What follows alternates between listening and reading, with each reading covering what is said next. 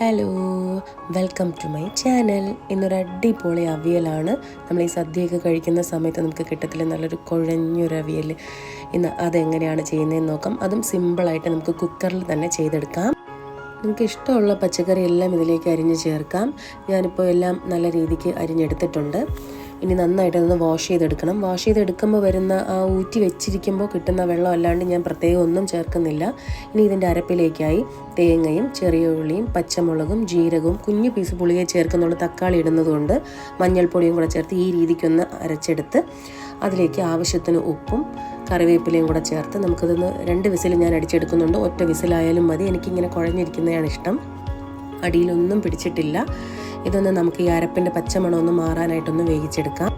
അരപ്പൊക്കെ ഒന്ന് വെന്ത് കഴിയുമ്പോഴത്തേനും പച്ച വെളിച്ചെണ്ണയും കൂടെ ഒഴിച്ചു കൊടുത്തു കഴിഞ്ഞാൽ അടിപൊളി അവിയൽ റെഡിയാണ്. എല്ലാവരും ട്രൈ ചെയ്ത് നോക്കണേ.